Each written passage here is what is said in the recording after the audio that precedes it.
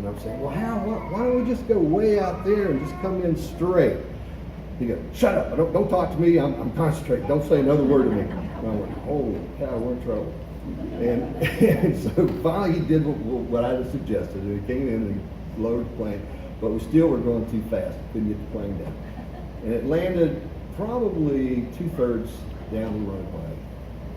And it went, just kept on going, couldn't slow it down.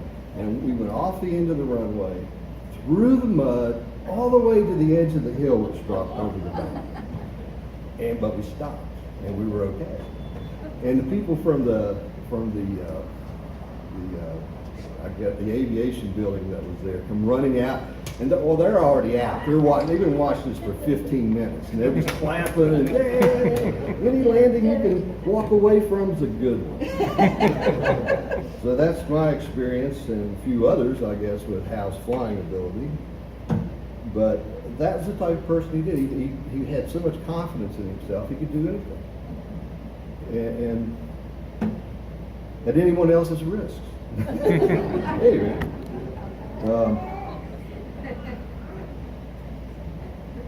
and we spent so many times, in the Hollow, and everyone did, I'm sure. We'd go down and drink beer and do what we did, and fix the woes of the world, probably at least once a week for 44 years. It didn't help much. It's still the same. I can't remember one major argument that I ever had with Hal. We had a lot of disagreements, but never any major battles in 44 years, which was, to me, was just amazing. And through Hal, I met a lot of interesting people, a lot of you here. I mean, he knew so many people. Of all walks of life, from all over, not just here, but in lots of different states and parts of the world, and everywhere. He was just an amazing guy. And we talked about retirement. We were so close for so long. We talked about our retirement, what we were going to do. We made all these plans to go sailing, and going to do this and going to do that, and the time got the best of us. Didn't make it. But I'm telling you, Hal lived his life the fullest by his own rules. And we will truly miss him. Thanks, guys.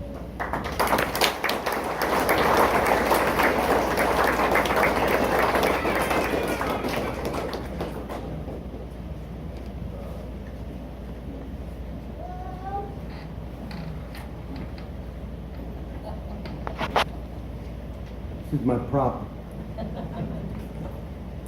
Hal had a dearly beloved friend, another Green Creeker. I'm supposed to tell you who I am, I guess. I'm Norm Steenstra. I have known Hal for less than half the time that Doug did, so I will speak far less than half the time he did. But Hal had his dear friend Jim Tatterson, who was a fellow Green Creeker. And about 10 years ago, and there was mutual feelings, very deep, close friendship. About 10 years ago, Jim died, and Jim always believed that when one passed, they went to the crows. And I was asked to speak 10 years ago at his memorial service. And I was walking through the East End yard sale that day, trying to think, what the heck do I say about one of my dearest, closest friends? And I saw this. And Jim believed in crows. So I brought this to the ceremony for Jim. And I know that Jim would want to be here today, and he is. Okay?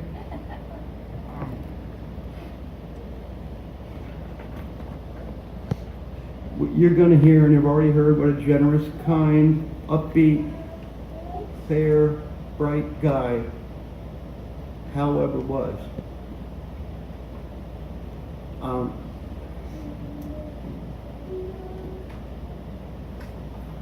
when I found that crow, it seemed like it was so appropriate that I take it.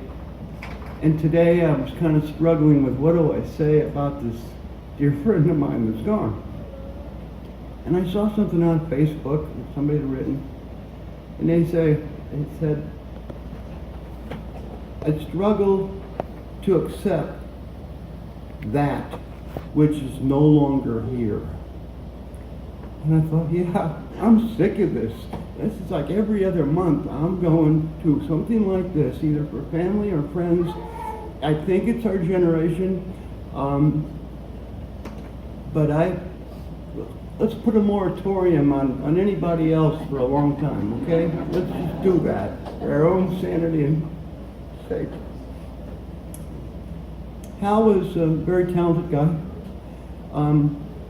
The one thing I had going for him, or for me, when I moved out to Green Creek and lived in Jim Tatterson's house and then later bought it, and so I've been out there 20 years.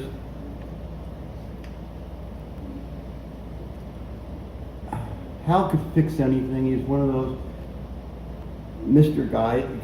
The guy I want to have is a husband, okay? That's who I want. And my car blew up, and he had one for sale. And some of you remember that white Jeep Cherokee that he had.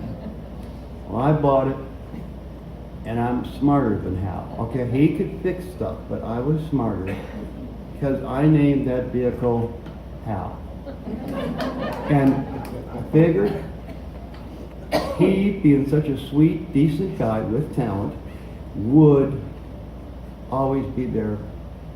Later I had a Gary and a Doug and a couple other things. There's people here I bought cars from, but this was my Hal. Even when it caught on fire, it had to be put out by the Huntington Police Department, or Fire Department. He helped me get it back running again. That was a cool car. It did finally die. One of the things that was most amazing about Hal for me, I got at least as many people that don't like me as like me. Okay, that's me, I guess. He only hated 2 people. I'm going to give you a hint. One is an orange president. And the other one, I'm not going to say his name, but if you've ever driven up to WVU games, you would probably know who I'm talking about. He was my best buddy at Green Creek. You were always welcome there, and I would drive past his house to get to mine, and I regret so often because he would like people to stop, right, Doug? I mean, he wanted people to stop, and he usually had some pretty good food or other things. And often now I regret how many times I just kind of said, no, I want to go home and take my shoes off and put my slippers on, and didn't stop. It was a lovely place. He was my best buddy.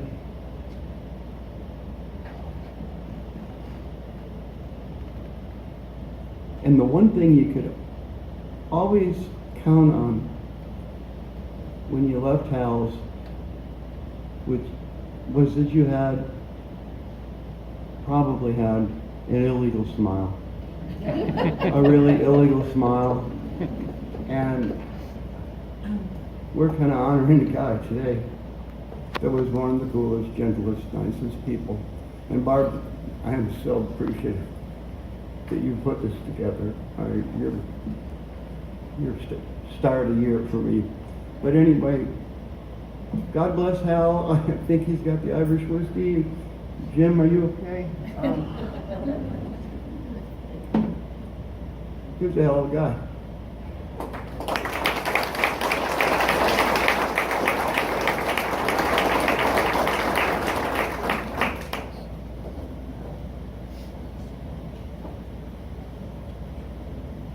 I didn't get it together to print this out yet, so I'm going to have to look at my phone.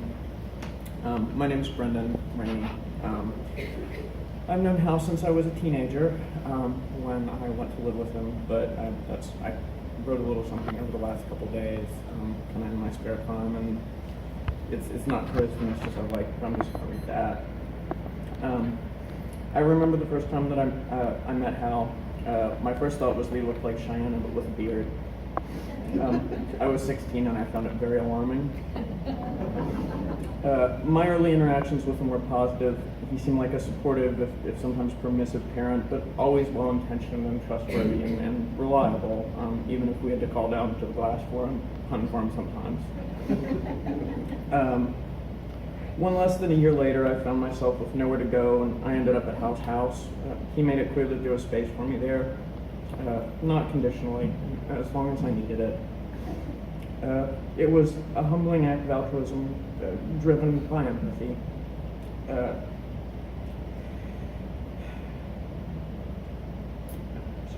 Empathy and a keen sense of intuition are both qualities that I identify very strongly with him. It's hard to overstate how important my time out there was. I learned how to relax and how to laugh. I was a very troubled child, not very happy. And for the first time in my life, I really didn't feel like a burden to anyone. And that was, I mean, a real gift, considering the circumstances. I was, as a child, very, very much pathologized and kind of told I was bad. And Hal was the first person to kind of counter that narrative in a really meaningful way. And that's just incredibly important. I can't tell you how much that changed my life. On my place here, I'm sorry. Ignoring conventional wisdom is another idea that I really strongly associate with Hal. He cared more about feeling that what he did was right than how people were going to judge his actions, which is really important. So, I mean, I'd like to say that after my time on the farm, things got better for me, but they definitely didn't for a very long time. And I spent about a decade as a drug addict, a pretty severe drug addict, and all the way through that time, Hal was one of only a few people who was with me the whole time, who never faltered, was always there, always supportive. And that's against most of the good advice he got, really. And now, once again, he didn't accept conventional wisdom. He trusted his instincts. He acted with empathy, and I'm here alive today because of that. Definitely, there's no question about that. He was very generous, and he helped a lot of people. And if there's one thing that I can speak to that. I give witness to that here today, and so that's sort of what I'm here to do. And that's sort of the end of my prepared comments. I had a couple of little anecdotes that I wanted to share real quick. One of them's kind of weird, and one of them's just a simple memory. Like I know many of you people have known him for longer than I do, really know him better and more deeply and everything. And you have tons of experiences like this. But one day, I was keeping Marilla for him. I used to have his daughter's a dog, and I used to keep the dog for him when he'd leave town. And he came back by to get her, and just kind of randomly, I was playing a video game. It was like an old target shooting, like duck hunt. And he decided to sit down with me, and we went and got a couple beers from across the street at the grocery store, and we spent about an hour playing that duck hunt game. We had a great time. I always just think back to that night whenever I think about him. Just a great, pleasant time. The other story is about the time that he tried to teach me how to drive when I was a teenager, because I mean, if it's not clear, he was very much like a father figure to me at the time. He decided he was going to teach me on the tractor because he thought that was the best possible way to teach someone how to drive, because if you could learn how to drive that, you could learn how to drive anything. So I get up there and I'm completely intimidated by it. It's very loud, and I'm choking the thing out over and over again, and Hal is becoming characteristically frustrated. And after a few times choking it out, he sort of puts his hands on his head, gets exasperated. Just let me get up there. I'm going to get on it. And I'm like, okay. And I think he's going to show me what he wants me to do. But he just hopped on the tractor and drove off. And that was it. And I guess he went down there to push dirt around I was never clear what he was doing with the tractor. But that's all I have, you guys. And I am honored to be able to speak. And once again, thank you, Barb, and my condolences to everyone and the family, like they said. And thank you guys very much. It's a road that goes through Green Creek, and starts in Kanawha County and ends up in Roane County. John and I, John Longwell and Paul Epstein, we had moved down there in 1974, and I don't remember exactly when Hal showed up. When I first got there, there was an abandoned building, about 24 foot by 24 foot, building empty inside that used to be a church, a wood frame building.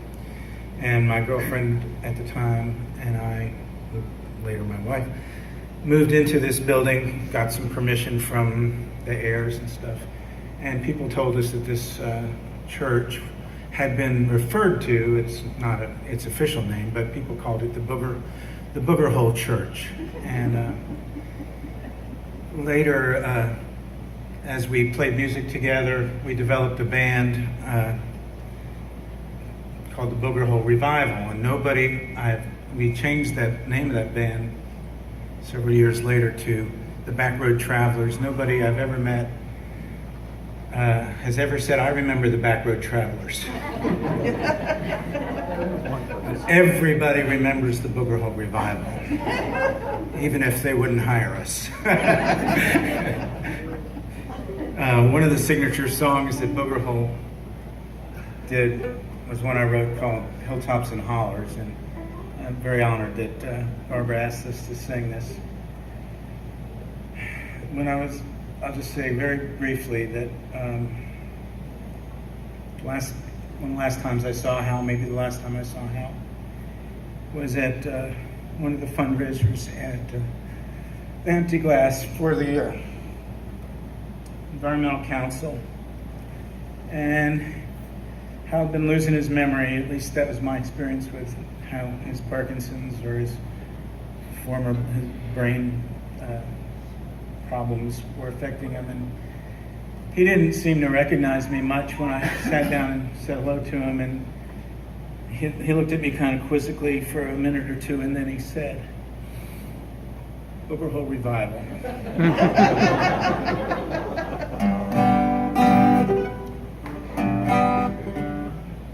2, 3, 4. Once I was a city boy in the crowded streets I'd roam. Brick tall buildings on either side, like mountains made of stone.